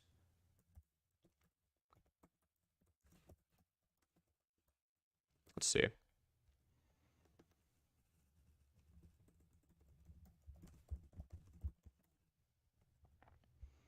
We'll look at this, get some context on the Steelers. Yeah, I mean, it's all Najee Harris for touches and such, right? But 3.3 yards a carry, that's pretty god-awful, so I don't blame you for getting rid of Najee Harris. Great wide receiving core. Nothing going on at quarterback right now. So Najee Harris in the late first, and Allen Robinson, who just had a like a season-high day with 7 targets. He's really not involved in that offense at all. It's Cooper Kupp, it's Tyler Higbee. That's about it. We got Ben over there as well. Running backs don't know how to do anything. It's a very one-dimensional offense. It's pretty much just Cooper Kupp or bust. And we've seen a lot of busts lately.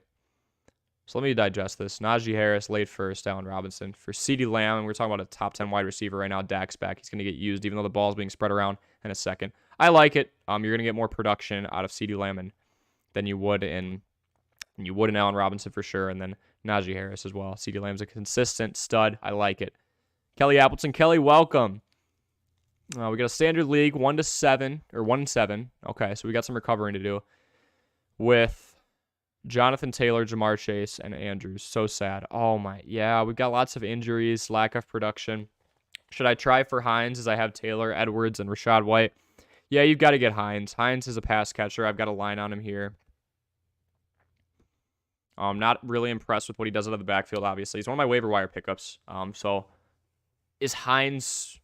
I don't know how many teams are in your league. Is Hines somebody you need to trade for? Can you grab him off waivers? You should be able to grab him off waivers, but he's going to be a big target this week after that trade with the Bills. Pass-heavy offense, and he's well involved in the pass game. 25 receptions so far.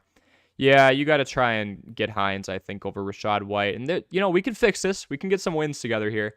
Nothing you can do about the injuries with Andrews and Chase. And then Jonathan Taylor, he's just behind an offensive line that isn't what they were before, and he's not producing well as well, not seeing the field well. So, yeah. Go for a Hines, go for a Khalil Herbert in a trade maybe. Don't do one of those straight up. I think Jonathan Taylor, Jamar Chase, or Mark Andrews straight up would not be smart. But, you could give up Chase for a package. It's pretty much going to be a playoff run because Chase is not going to come back till like week 14-ish, ballparking it here.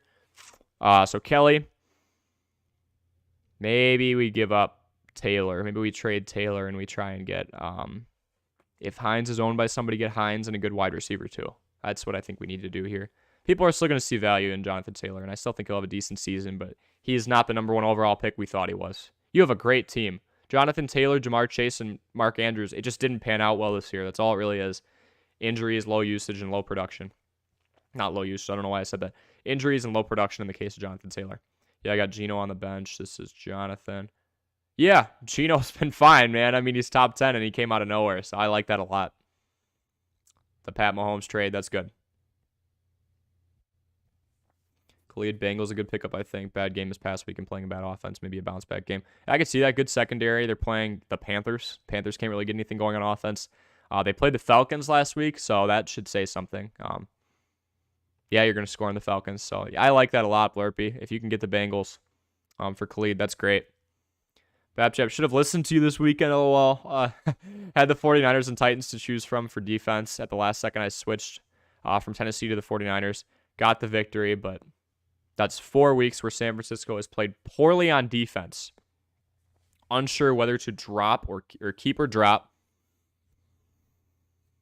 I'm not too picky on defenses. If you have look, it's not a premier position. Some people don't even draft a second defense or anything like that. Honestly, Babchap, I would just get rid of them. I don't think if somebody jumps at him, cool. You're not really missing a whole lot.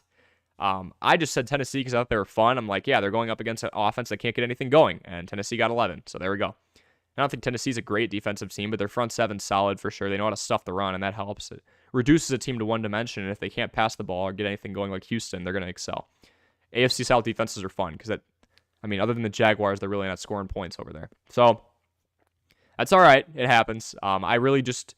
Babchap, I don't really love the Tennessee Titans defense. I just love the matchup. So maybe you could go week to week. On a week-to-week basis, you're going to find defenses. Nobody's hoarding 3 of them. If they are, they're not winning football games. I can assure you that. Or it's a weird league format. You go week to week and just get optimal matchups. Target offenses that are not doing well. Your Indianapolis Colts, your Houston Texans, your New England Patriots, your Carolina Panthers. Whoever they're playing against, you could just do that. I don't think San Francisco, if they're underperforming 4 weeks in a row, I love the persona on there. I love the personnel when they're healthy, but 1, they're not healthy, and 2, they're not performing. So I'd drop them. Legacy, Mark Andrews and Godwin for Kelsey. Is that fair? I think you're giving up way too much. When Mark Andrews is back and healthy, he is more than fine. I think Travis Kelsey's better, but not by much. Not by Chris Godwin much. Chris Godwin's outperforming Mark Andrews when you talk about target share, so I think I would ask for a lot more. Yeah, he's missed some time, and Mark Andrews, this is not among tight ends, folks. This is among everyone. 12th in the league in receptions, top 25 in receiving yards, 5 touchdowns in the limited usage so far. What are you giving up in Chris Godwin? Honestly, the number one option. Yeah, Mike Evans is up there. He has 4 more targets. He has 100 more snaps. The ratio is way better here. 1 in less than every 6 snaps, you will be seeing Chris Godwin get the ball. Then Mike Evans, it's closer to that 1 in 7 ballpark. So no, I like Travis Kelsey, but either give up less than Mike Evans. You could do Andrews and literally like a Pacheco. Like, it should not be somebody who is performing well right now. It should be somebody who maybe they think, hey, has some upside. But where is that deal? Babchap, this is Legacy. I would not give up Andrews and Godwin for Kelsey. I would give up Andrews and Godwin for Kelsey and a really good wide receiver. Like, if you want to go there, I mean, that's pretty much almost an even trade. You want to get somebody up there with Godwin, like a Michael Pittman. I know the Ellinger situation isn't great right now, but there's heavy reliance on him. I might even say that's still giving your opponent more. But no, Andrews and Godwin for Kelsey. The person getting Andrews and Godwin wins by a lot. So we got to even some things out there. Ask for a 2 for 2 or literally downgrade from like a Godwin to a Pacheco. Or if you're talking wide receiver, Alec Pierce or KJ Osborne. Like, you should not be giving a whole lot. There's not much space between Mark Andrews and Travis Kelsey. Sangar, what are your thoughts about Rachaad White? Leonard Fournette is still going to get usage because of his impact in the passing game. So if we look at Rachaad White, let's see.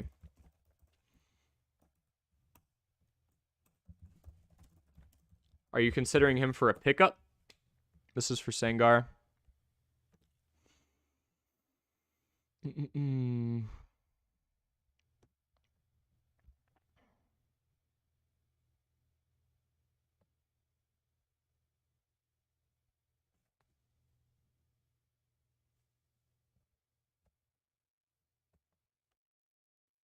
Oh, while I'm looking at that.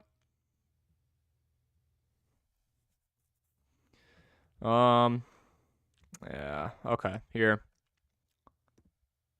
I'm not crazy on it. If you look at Rachaad White here, just not playing a whole lot of snaps. Leonard Fournette is still dominating 72% of the snaps last week. Rachaad White's out there 18 times. Not going to get the ball a ton when you don't have opportunities. You saw a spike in usage before. And if you see his actual performance, so we see the usage super low. Does the performance make up for it? Is he actually getting the ball when he's out there? 3 yards a carry.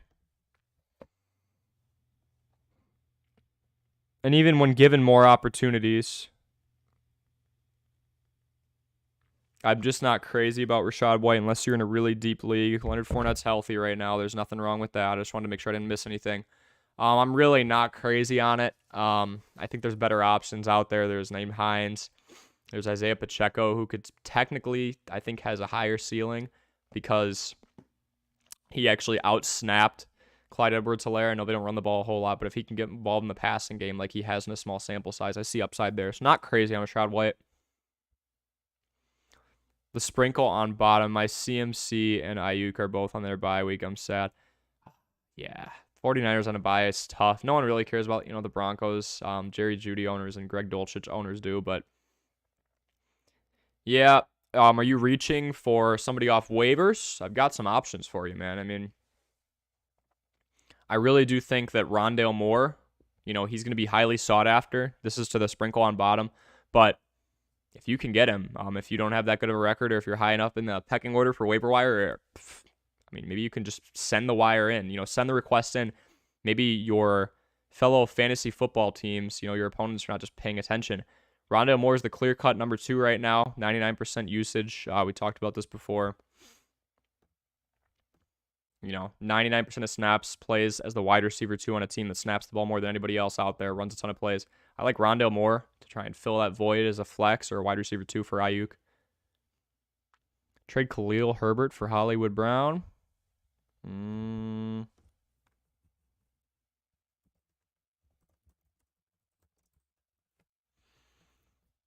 Check on that.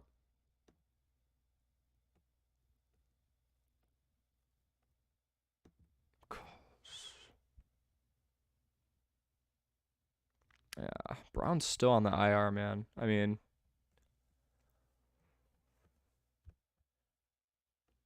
I like Herbert because he's taking usage from David Montgomery.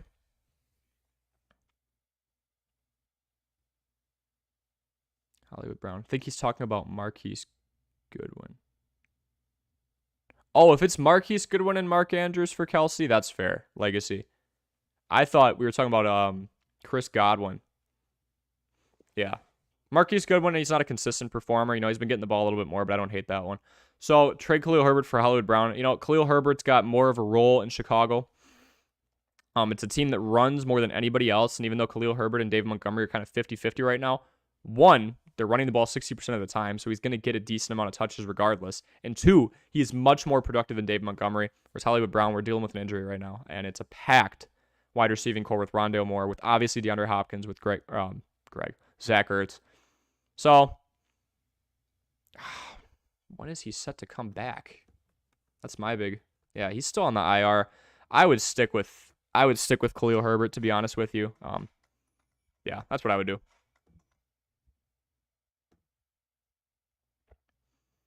Edward Zhang. Edward, welcome to the stream, man. Hope you're enjoying the content. Hope I'm able to help. If I am and you get value out of this, like and subscribe. Goes for any of you. That helps a lot. Got over 200 people subscribing. We've been able to really grow our reach the last couple of weeks, and I'm happy to say, you know, I've helped a lot of people with in-depth research, you know, talking depth charts, talking about run-pass percentage ratio, all that good stuff. Talking about next-gen stats, who's getting the most separation on routes, and then most importantly, covering the NFL trade deadline. So if you want updates on that, we do plenty of NFL fantasy football-related shorts on this channel, and then I go live for a couple hours, 2 to 3 times a week, between 7 and 11 p.m. Central Time, just to answer your questions. You could pick my brain on a lot of the things I look at. I'm looking at target usage. I'm looking at health of that team. That's huge when you talk about context. Like I said before, run-pass ratio, yards of separation. I'm looking at a lot of different things that I think really do matter. Snap percentage is huge when we look at minuscule scenarios where, you know, maybe Isaiah Pacheco is the running back one in a couple weeks as he outsnapped CEH. So if you want that type of content, if you want in-depth research, and if you want the best possible scenario where you can come out on top in week 9 and week 10 and week 11 and coast into the playoffs and win your championship, or at least give yourself research to make yourself well equipped to give yourself a shot to win the championship, hit that subscribe button, hit the like, and we'll ride together. So, Edward, I just made a massive trade. Who do you think won? Oh, this is going to everybody. All right, yeah. Feel free to chip in for Edward here. He's trying to see who won this trade. I'll give my take here. Giving Dalvin, Fournette, Mike Evans, Lamar Jackson for, oh, that's a big trade. Jalen Hurts, Jalen Waddle, CeeDee Lamb, and Swift. So let's go straight up. Hurts and Lamar, pretty close. I'm going to give the lean to Hurts. Overall, I think he has better weapons. And they're both running, but Hurts is pretty productive. Mike Evans and Jalen Waddle. Waddle gets volume. Evans is pretty consistent. I'm going to call that kind of a wash, to be honest with you. Dalvin and CeeDee. I'm going to give the slight nod to CeeDee. Swift and Fournette. If Swift is healthy, you win this by a mile. If he's in and out, Fournette hasn't been the best. He's still involved in the passing game, but he's very touchdown reliant, not efficient at all. I'm going to say you won that by a little. If Swift is healthy, you won that by a decent amount. All right. Kachansky, welcome. Evan, welcome to the stream. Pick 3, half PPR. We've got Travis Etienne, DeAndre Swift, Alvin Kamara, and Dameon Pierce. So from a usage standpoint, Evan, we want somebody who's going to get a lot of carries. We want somebody who is going to get the ball in their hands a lot. We know we're going to get that with Dameon Pierce. The Texans are one of the few teams I've been watching that, even though they lose a lot, they love to run the ball through Dameon Pierce. They really believe in him. Alvin Kamara is an all-purpose back. He'll do very well against that pretty bad Ravens defense. So we're looking between Travis Etienne and DeAndre Swift. Swift is sharing a role right now with Jamal Williams, even though he's just coming back. If we look at snap percentage, Just backing up my answers here. You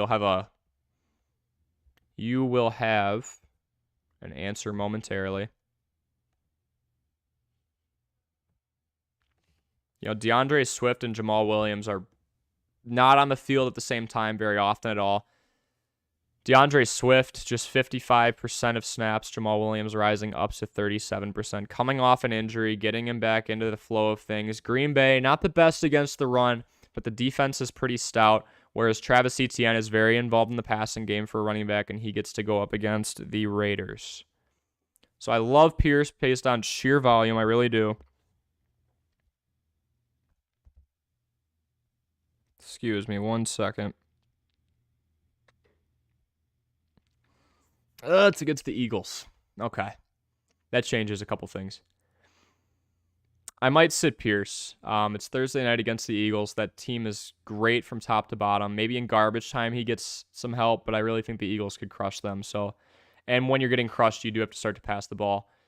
Evan, I think Etienne, Swift, and Kamara are who we're going to have to go with. Should I trade one? If you were going to, you could go Swift because there's a bit of a risk factor there with him just coming off injury, with Jamal Williams hoarding all those touchdowns and getting some decent usage. That's what I would do. Edward, thank you, man. Just subscribe.